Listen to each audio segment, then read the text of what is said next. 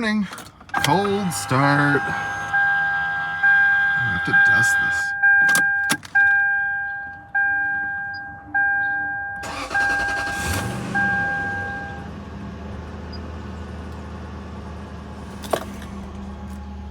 It's actually cold.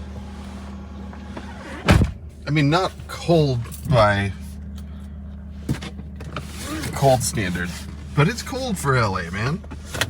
55, like, I might need a light jacket. This is rough. I don't know what I'm gonna do. Okay, one thing, totally random, but look.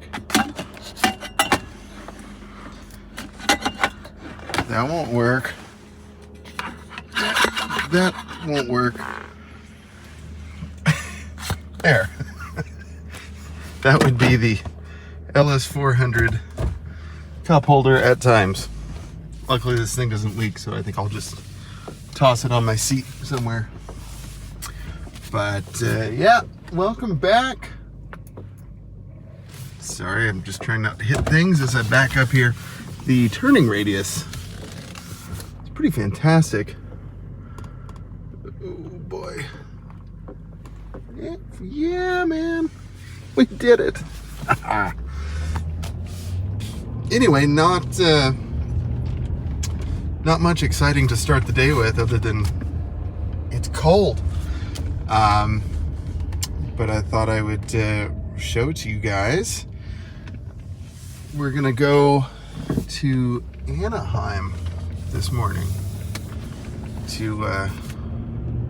which is about 50 miles. Hopefully traffic isn't too bad. The Mercedes driver, I should have filmed that. Mercedes driver doing something not very nice. It's been BMWs on this channel, but you know, hey, we need to include the Mercedes folks. I don't mean to discriminate. They're bad drivers too. I will check back later. For now, just give a quick gas mileage report. Not sure anybody cares, but I'm going to tell you anyway. You didn't ask, but you're going to get it.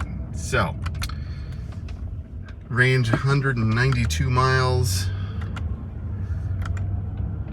19.6 on the tank, 168 miles since I filled up, 4 hours, 46 minutes of drive time. So there you have it, folks. I will check back later. So I was just enjoying a little bit of traffic here. Okay, not enjoying, but dealing with traffic. And I saw a pretty cool car, and I meant to catch it on video. Oh, I know. But yeah, I saw this like white sedan and couldn't quite tell what it was. It almost looked like an Aston Martin from the taillights, but I could tell it wasn't an Aston Martin. And it turns out it was the new Genesis G80. And man, that car looks sweet. I mean, some people won't like it, and some people will, you know. I'm not crazy about the front grille. It kind of looks like, what was that show that used to be on Cartoon Network or Adult Swim? Was it Aqua Teen Hunger Force?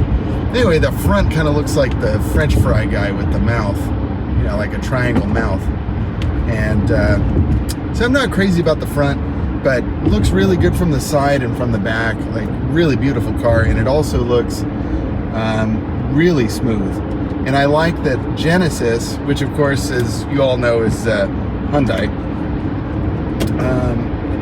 But what they've done is, you know, instead of just kind of investing only in SUVs and crossover SUVs, they've actually, you know, continued to make luxurious sedans, which I think is, you know, really good on them. Like rear wheel drive, comfy, you know, sporty-ish, but comfortable, luxurious sedans.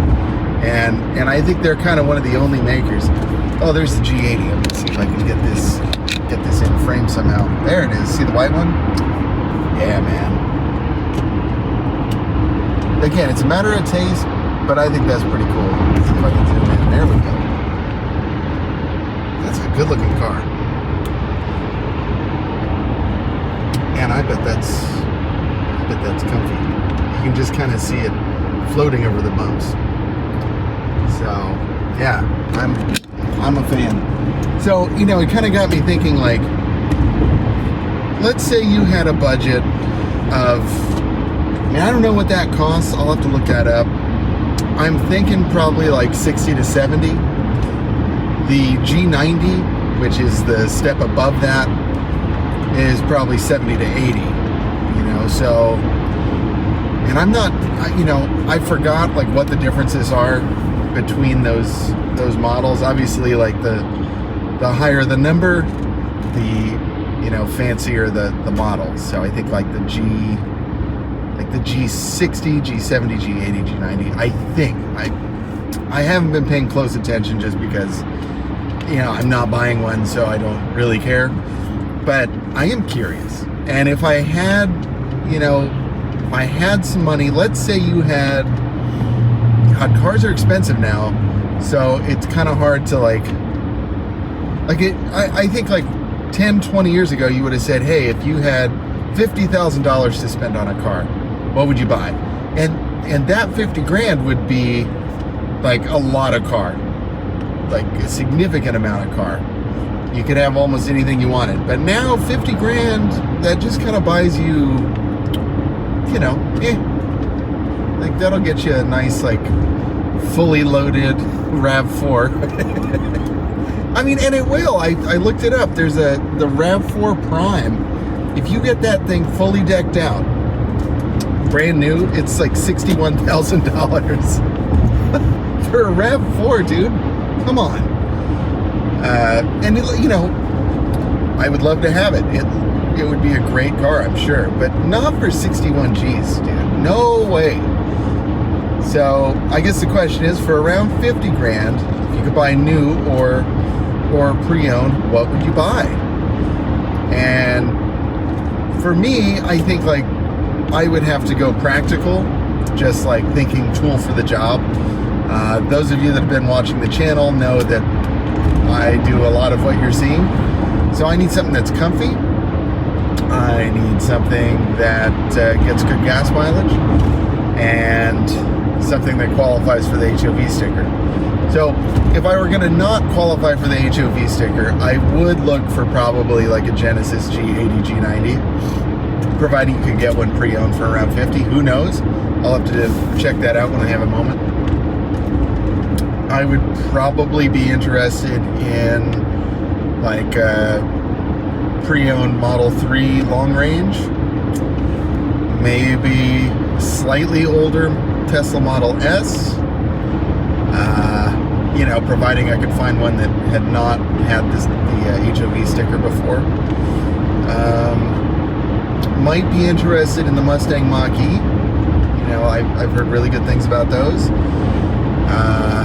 What else? Oh, yeah, here's one. The BMW 530e. That car is pretty cool, man. You get all the luxury, excuse me, all the luxury and convenience and features and good looks that you would get from a 5 Series, but you can also qualify for an HOV sticker. That is cool. The downside to that car that I could see, like from an ownership perspective, would be the range on battery is only like something like 16 miles, so it's not very good.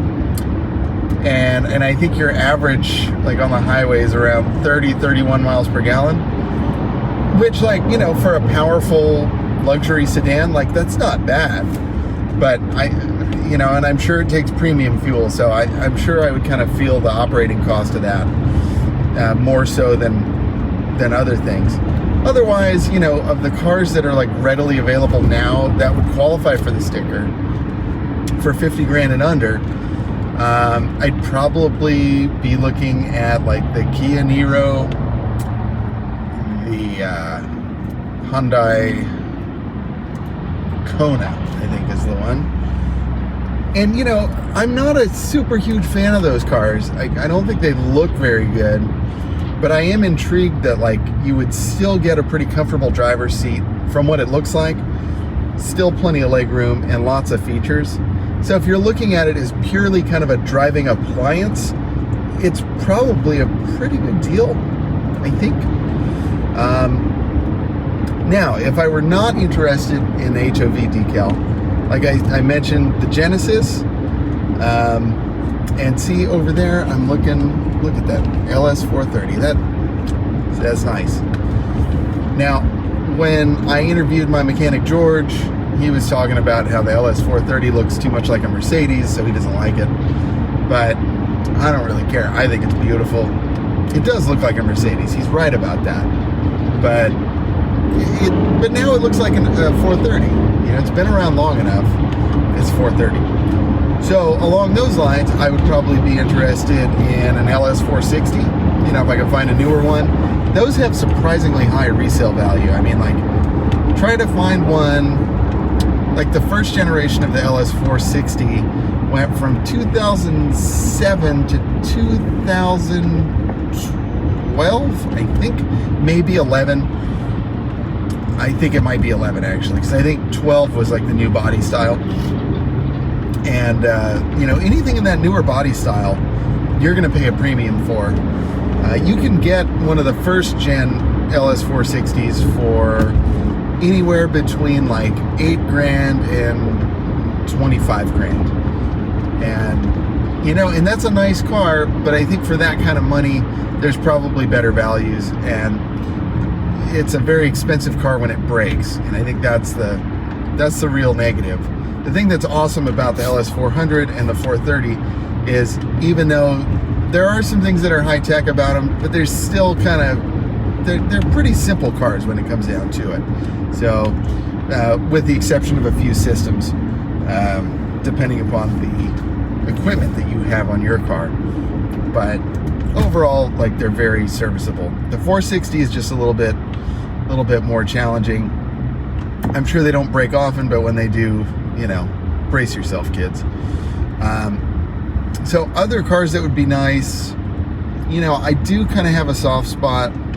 It's almost like a guilty pleasure. The Challenger and the Charger, you know, those look nice, man. You know, and I think, like, I used to think like, well, you got to have a Hellcat, but actually, I kind of think the Hellcat is a little bit silly. Let me know if you disagree. It just kind of seems like, I mean, yeah, we would all love to have 707 horsepower or whatever it is now. Maybe it's more. I know the Demon puts out like the 804 or something. And then there's the, I can't remember. They came out with all these different variants of the car. But they're all basically Hellcats. And they're great. I mean, they've been around. They've stood the test of time. The interiors are pretty nice considering it's a Dodge. You know, really comfortable seats, plenty of room, good controls. I like all of that, but I don't know. 700 horsepower. I mean, cool. I'd love to have it, but I think probably like a Scat Pack, you know, like 6.4 liter, 6.1 liter, like an SRT 8. I think that would be a hoot to drive. Like, plenty of power, not so much that you're going to kill yourself, and you know, makes a fantastic noise. You know, when those came out, I thought like, well, that's stupid. You have to have the Hellcat. But no, I think probably 6.4 liter would be great. You know, just naturally aspirated, plenty of torque. That'd be a fun car. And I see it as a car that I could probably daily drive. Like, if you needed to get it out on the freeway and be comfortable, I think it would do that no problem. So yeah, I think that's most of my list. I'm trying to think of any others that I neglected to mention. Oh yeah, well this one's kind of stupid, and you probably can't even find one for 50, but maybe the Tesla Model X, just because, again, guilty pleasure. I kind of like those doors, you know, the X-Wing, whatever they are, the DeLorean doors. whatever on the side, the wings. They're cool. I think that's cool. I know it's probably overrated and it's probably not that good of a car. I do think having like the windshield that goes all the way to the roof and continues, I think that's stupid. I'm sure it's cool, but I think it's stupid in the terms of like, if you get hit by a rock, now your car needs, I mean, I don't know how much that piece of glass costs, but you know, that ain't cheap for sure. So, and if it's like everything else going on right now, there's probably a shortage on them. So good luck. And I can see that as being a major downside. But yeah, or you could just get a Subaru Outback like everybody else. Yeah, I'm sure it's a good car. It's not for me. It just isn't. That's not my vibe. But you know, my neighbor has one. It's nice. They like it. And I have other friends that have them, and they like them too, so that's cool. I'm sure they're great cars. I've just never been into Subaru. It's never been my thing for whatever reason. And maybe I'm wrong. Maybe I should get one someday. I don't know. Oh yeah, there's one other car. And comment down below if you have experience with one of these. There aren't that many of these on the road. In fact, I don't even know where the dealership would be to buy this car. But the Mitsubishi Outlander plug-in hybrid. You know, that's surprisingly, you know, especially if you get the loaded one, with the leather seats and everything, it looks like a pretty nicely equipped car that qualifies for the HOV sticker in California. I think that could work for me. Maybe. The gas mileage certainly isn't great, but it's not bad. I think that's where my Kia kind of just like knocks everything out of the park. It's like the gas mileage is really solid. It runs on regular gas. It's very luxurious. It's very comfortable. The plug-in range is decent. It has the sticker. It has all the features. I don't know. That's a tough car to beat. Tires aren't that expensive. Maintenance isn't that expensive unless rats eat your engine harness, of course. But again, that's not on the car. That's on the rats, man. And again, if you know of a good remedy for that, let me know. My neighbor got me one of those rat zappers, and I'm gonna plug that in. Took a little trip over the weekend. I had a glue trap out next to my Corvette, hoping to catch a rat, and instead it caught a little bird. And man, that was just so sad. I did not want to kill a bird, you know, like that was not at all what that was for. And that's actually the second time that's happened. I had a snap trap next to my Corvette, and I guess there was a little birdie that smelled the peanut butter and game over. So, and those rats are smart, and I guess the birds have bird brains. But you know, again, like I like the little birdies. I really don't have anything against the rats either, except stay out of my house and stay out of my car. Like, and then we're cool. We have no beef. You know, I like all living creatures, but yo, start chewing up my car. You know, we've got words. We have more than words. So I'm hoping this rat zapper thing works. I'm hoping I can pick it up from her tonight when I get home, but I don't know. Anyway, I will check back later.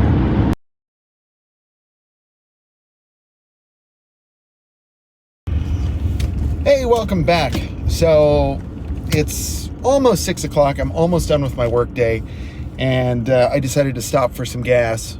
And you know, I still had more to go, but I thought it would be a good idea to top it off. And if you've been watching the channel, me getting gas is not a surprise. I do that a lot these days.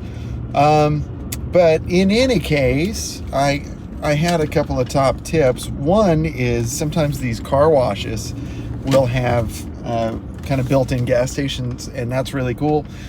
This one in particular has really good deals on gas. So like there's an Arco station right across the street, and I think it's 4 or 5 cents a gallon more. Plus the Arco is going to charge that 35 cent service fee. Whereas the car wash is just, you know, straight up. So it was like I think I paid like I think regular was $4.05 and it was $4.09 at Arco. But of course this takes premium. So, but I put in about 12 gallons and yeah, happy with that. Another top tip while I'm thinking of it, like whenever you get your oil changed, make sure to check your oil. Now, I really trust my shop and I trust my mechanic, and like I know Ricardo did the job and he's awesome, but I still checked it because, you know, he's a human just like everybody else, and sometimes things happen. I mean, I haven't had a problem at that shop, but it's kind of like in those movies where they say trust no one. That's kind of what I recommend. You know, with your oil, it's so important that, you know, even if your shop did it right, maybe you have a leak or something, you know, you can just never be too sure about oil levels. So always check that. You know, I recommend not driving the car anywhere after an oil change. Like drive it home and check the oil. Because I have had it happen, again, not at George's shop, but at shops in the past where, you know, I'll get the oil change, I get the car home, and they didn't put enough in. Like maybe, you know, it could be that the car takes like 6.5 quarts and they put in 5.5, or they put in 5 and they forgot to put in the 6th. So again, just a really good practice to always check that and make sure that you've got the manufacturer's recommended amount of oil. And if you're unsure about that, go to the Google and type in, you know, the year, make, and model of your car and oil capacity or fluid capacity, and you'll find out like how much oil, how much transmission fluid, how much differential oil, all of that good stuff. So again, it's just a good top tip. And again, always make sure that your tank is topped off. You know, you don't want to end up in a situation where you don't have enough gas, like I did when I was in Bakersfield. That was a drag. And then another just friendly reminder from the video I watched, like I'm not topping my tank off anymore, because apparently that's bad news for the evaporative system. So just when it clicks off and you know you're full, you're full. Like that's it. Don't do more than that. If you've been topping it off and nothing's happened, you got lucky. At least that's what what was it, Car Care or Car, I'm tired, I don't remember the name of the channel. I think it was like Car Care Tech or something like that. But he's awesome. Really, really great channel. In any case, I will check in probably before our drive is over tonight, but hope those little tips are helpful. Well, friends, we've come to the end of the day, and there's a huge windstorm going on. And I was just about to say, wow, the car's really been great. And it has. That's absolutely true. The LS400 has been amazing on the freeway. I filled up 48 miles ago, 53 minutes of driving, just crossed over 232,000 miles. Averaging 21 miles per gallon on the tank.